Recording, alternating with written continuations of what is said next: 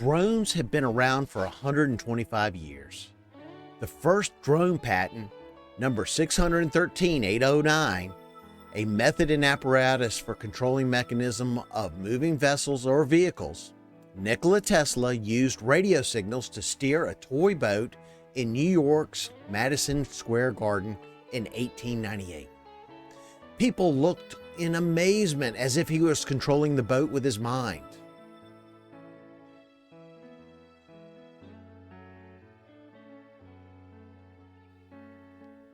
In 1935, the Royal Navy was demonstrating an unmanned aircraft used as aerial targets for anti-aircraft gunnery practice. It was based on the DH-82B, also known as the Queen Bee. William Stanley, the U.S. Chief of Naval Operations at the time, called them drones, and the term has stuck. But the dawn of drones really came about in 2013 with the introduction of the DJI Phantom drone. This was a platform that was able to use a newly developed gimbal system and stabilize a camera to produce smooth videos. Not only that, but it was fairly simple to use and was affordable. With this development, the race was on to develop newer and better platforms capable of doing a variety of tasks. Let's choose a drone. What are your aerial needs? Think about the environments you'll be flying in. Is it urban, suburban, or rural? That's because different types of drones are better suited for different environments.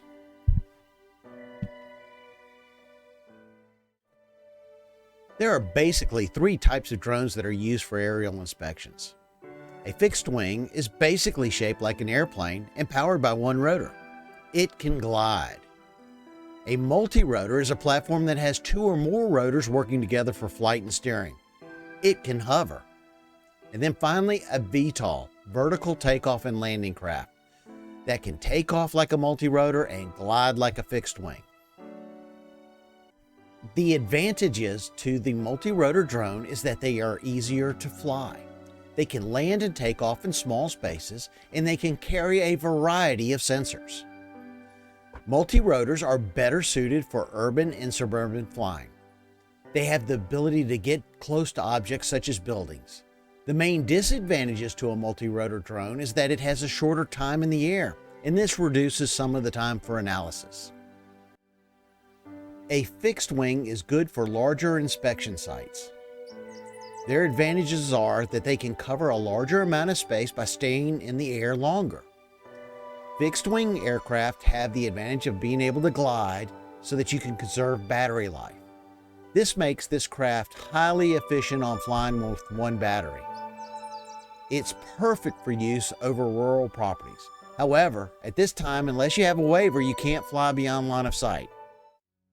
Finally, you have the VTOL, the vertical takeoff and landing drone that incorporates the best of both worlds. Versions of it will be the drone of the future due to its capabilities in flight and accurate landings. In fact, the fixed wing is already being replaced by the VTOL because it can land and take off in smaller areas. All right, now you know what a drone is and the three different types. You should be ready to go, but wanting to do inspections can get pricey. It's not just about buying a drone, putting it into the air, and then expecting your clients to be scrambling to secure your services. We're going to get you there.